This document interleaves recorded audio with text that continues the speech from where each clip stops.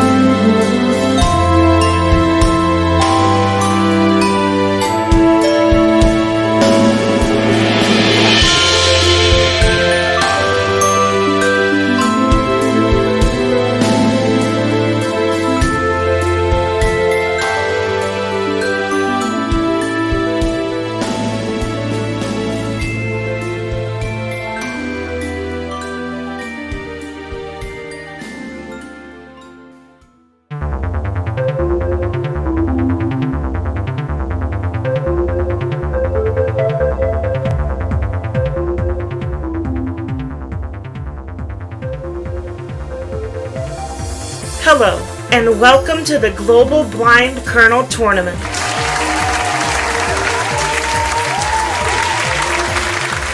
My name is Alice Nobody, and I'll be giving you some information on the event before we get started. For those unaware, this event is being held on the 10th anniversary of Cybert's Hatsumi Taisa Taikai, or Blind Colonel Tournament. This event featured some of the best players in Japan gathered in one common goal: to defeat the ultimate opponent, Schwarlitz Longhenner. For the event, Cyber created the now infamous game I Wanna Be the Last TIS and allowed players for the entire week to progress as far into the boss as they could. At the end of the week, the person with the most progress would be declared the winner of the tournament. It would take nearly 8 years for anyone to legitimately experience what was found on the other end of this monolithic avoidance, a feat which to this day has been considered one of the greatest accomplishments in I Wanna Be the Guy fangaming. It is for this reason that we have gathered here today, 10 years after the launch of the original, to both celebrate the legacy of this event and create a new legacy for the future of fangames. The Global Blind Colonel Tournament is very similar in structure to the original tournament a decade ago, now with a new boss and a larger reach. The tournament will once again feature a fight against Schwarlitz Longhenner and the entourage accompanying him. Players will have from 20 UTC on October 14th to 20 UTC on October 21st to defeat as much of the game as they physically can. After which, the competitor with the furthest time will be named the victor. In the event of a tie, the individual who submitted their progress first will be declared the victor. Now, for some quick reminders about the event before we get into the pre-show.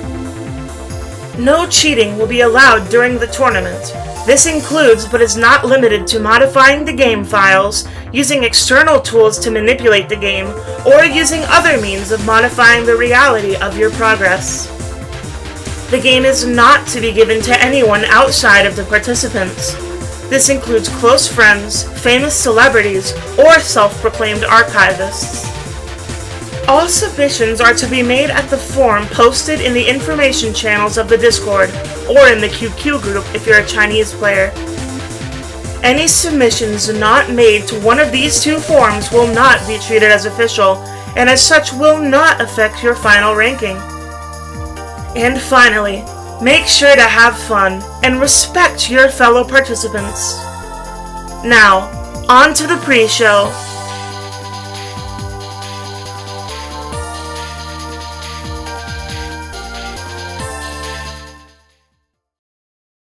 Hello, welcome people. Master Max Fight here. My personal favorite Tyson fight is I Want to Decimate the Purple Tyson 2. Yes, I know, shameless self-plug, it's my own game, I know, but it makes sense. As a creator, you make stuff that you like, you make stuff that you want to play. And in this specific scenario, I want to explain my thought process behind Purple Tyson 2. So it's not that popular of a game, I don't think too many people have really played it that much, but what I noticed when I was playing many years of fan games is the bosses that I enjoyed the most, by far, were these long, difficult boss fights that you would shoot, you'd have often randomized attack orders, like if you take the Camellia 3 final boss, the Z3 final boss. When I played those, time flew by so quickly. Something like the Fell or Medley final boss as well, it's just, they're incredible boss fights, and I love the idea of the randomized attack order. So what I wanted to do with Purple Tyson 2 is have these 20 attacks in a random attack order, but it just makes every attempt feel so fresh and feel like something new, rather like a little bit of that repetitive cycle you get with playing most avoidances and other Tyson fights. I think I personally could have done a slightly better job of balancing the game, but overall I still just had so much fun test playing it, and that's my favorite game.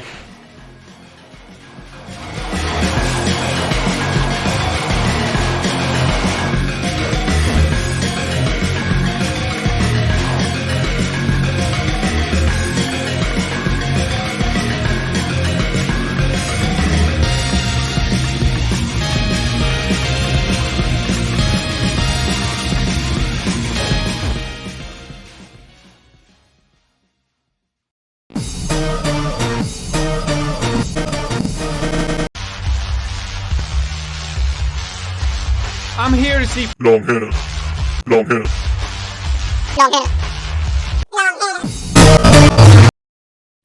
Hello, my name is Pluto the Thing,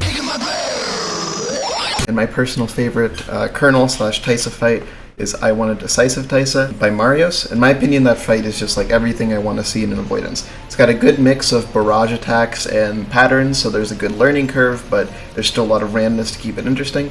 The fight gets super consistent, which makes for a very satisfying experience, very satisfying to clear, very satisfying to play. The fight has, goes along with the song very well. Feels very intense when it's supposed to, and it's balanced very well. There's not like a lot of parts that I would say are super hard, and a lot of parts I would say are super easy. It feels like it really ebbs and flows smoothly and creates this kind of, this nice feeling when you play it. And it's just so fun, man. It's such a fun game. In my opinion, it is the best Colonel that I have played. It's very good, in my opinion.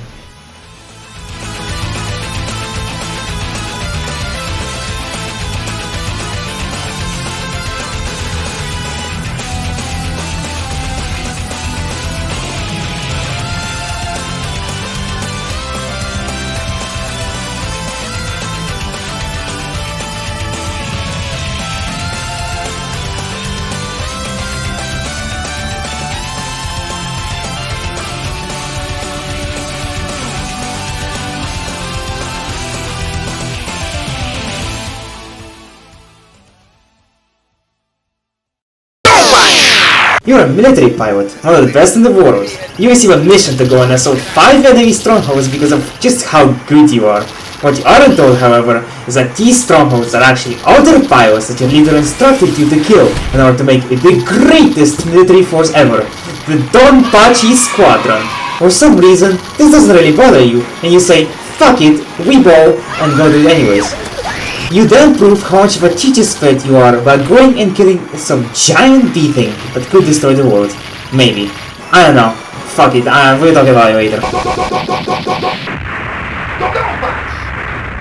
Several years later, and the Donpachi Squadron is real, and they're not fucking around.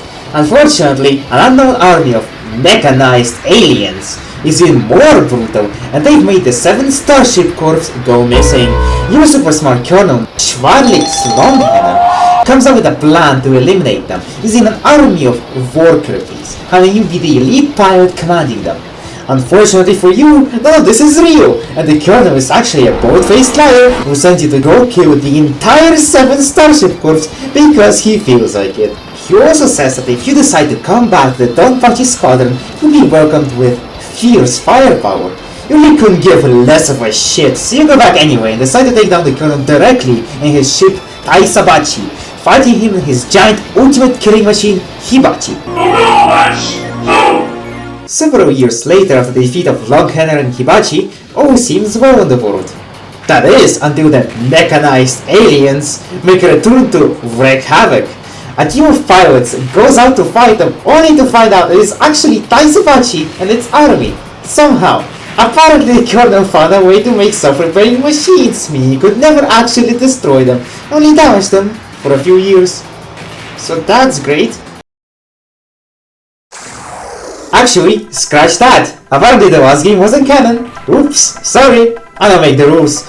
What really happened is history says the person who betrayed Longhander basically went up to the Colonel of the beach and kicked over his sandcastle, even though that sandcastle was a plan to annihilate the human race. But that's besides the point. The point is the pirates actually the big fat meanie. Instead of just destroying everything the Colonel made, they sent it to the moon. They do this because apparently the war solved the problems of overpopulation, pollution, and the growing arms race.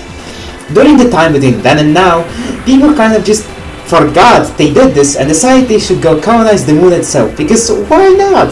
Surprise surprise, Longhander's fucking pissed, and he's taking the moon with him.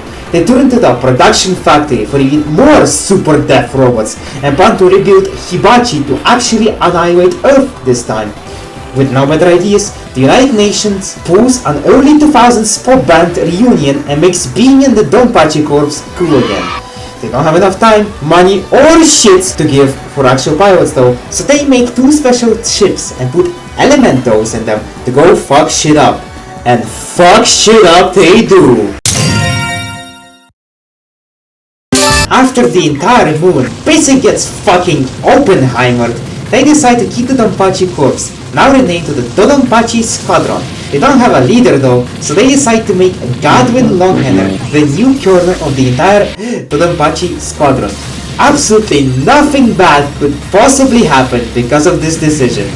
The Dodonpachi Squadron detects some time-space rifts forming near where the moon base once was, and they find out that they can actually use them to go and rewrite history itself.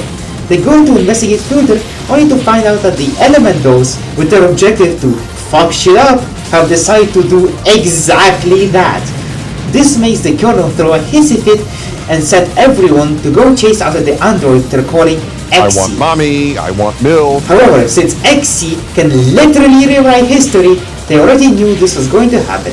XC travels back to the times of the original Dodonpachi in order to fuck the most shit up that they possibly can, which to absolutely no one's surprise is exactly what Godwin Longhander wanted to happen in the first place.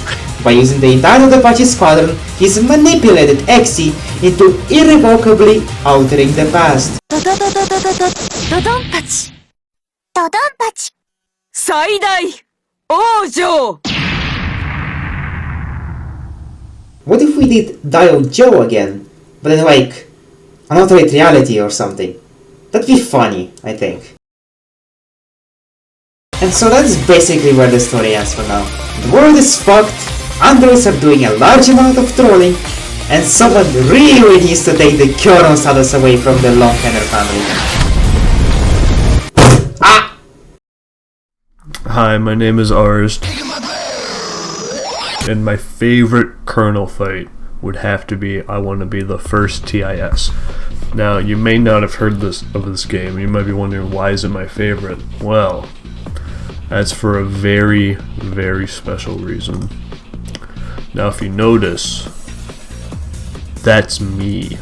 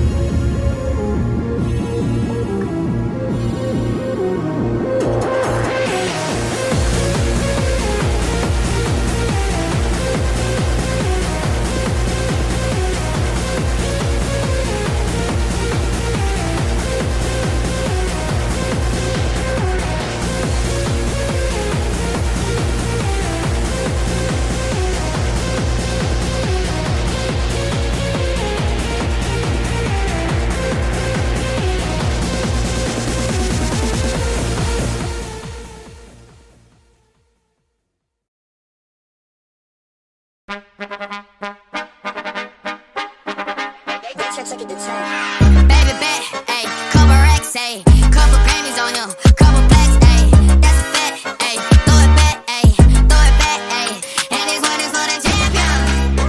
Ain't lost since I began. Funny how you said it was the year. You know we did it again. I told you long ago on the road, I got what they waiting for.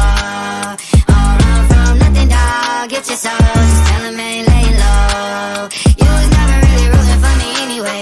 When I'm back up at the top, I wanna hear you say, you don't run from nothing, dog. Get your soul, just tell 'em that the break is over. Need a couple number ones. Need a pack on every song. Need me like one with Nicki now. Tell a rap nigga I don't see ya, huh. I'm a pop nigga like Bieber, huh. I don't fuck bitches, I'm queer, huh. But these nigga bitches let me deal, yeah, ayy.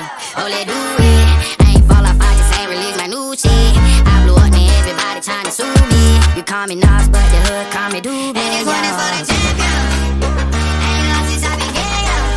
Funny how you said it was the year. You know we did it again. I told you long ago on the road, I got what they waiting for. Don't run from nothing, dog. Get your soul, just tell 'em ain't laying low. You was never really rooting for me anyway. When I'm back up at the top, I wanna hear you say, you don't run from nothing, dog. Get your soul, just tell 'em that the break is over. track record so clean, they couldn't wait to just bash me. I must be getting too flashy. Y'all shouldn't have let the world gas me. It's too late, cause I'm here to stay, and these girls know that I'm nasty. I sent it back to her boyfriend with my handprint on her ass cheek. City talking, we taking notes. Tell him all to keep making posts. Wish he could, but he can't get close. OG so proud of me that he choking up while he making toast. I'm the type that you can't control. Said I would, then I made it so. I don't clear up rumors. Where's y'all sense of humor? I'm done making jokes, cause they got old like baby boomers. Turn my haters to consumers. I make vets feel like they juniors. Say your time is coming soon, but just like Oklahoma, mine is coming sooner. I'm just a late bloomer. I didn't peak in high school, I'm still out here getting cuter. All these social networks and computers got these pussies walking around like they ain't losers. I told you long ago on the road, I got what they waiting for. All run from nothing, dog. Get your soul. Just tell them ain't lay low. You was never really rooting for me anyway. When I'm back up at the top, I wanna hear you say, you don't run from nothing, dog. Get your soul. Just tell them that the break is over. Yeah. I'm the industry, baby. I'm the industry, baby. Yeah.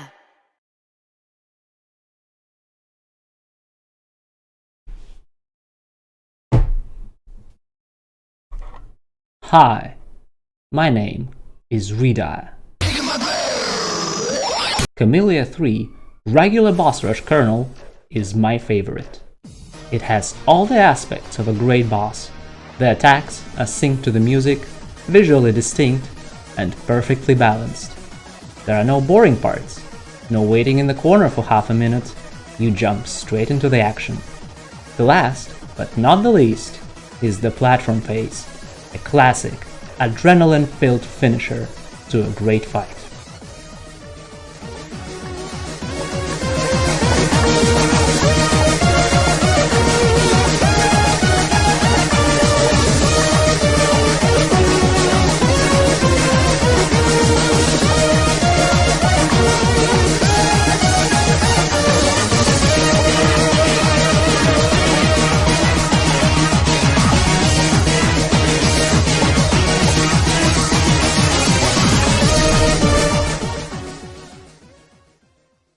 Okay, bye-bye!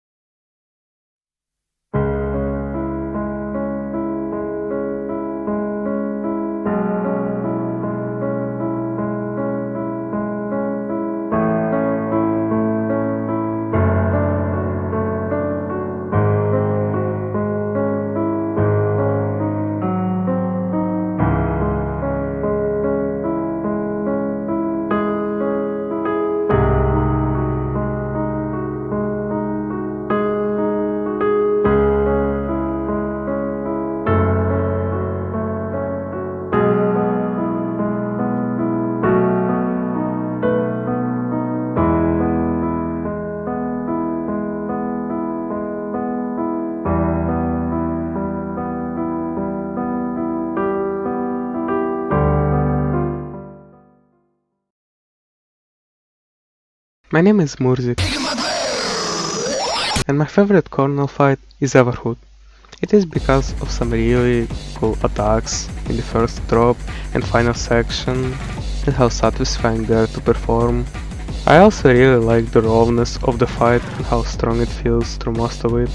And of course, the visuals are really good as well. They add a special charm to the fight.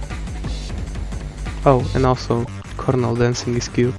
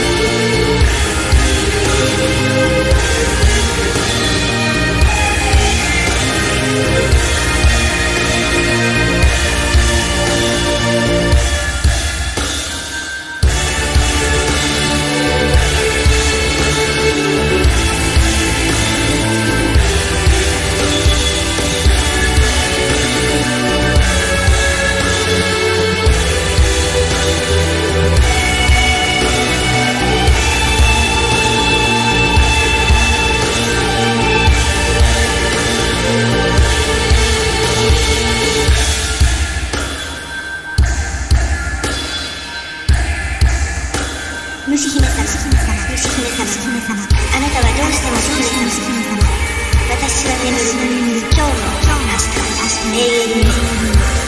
私の命はいつまで眠る。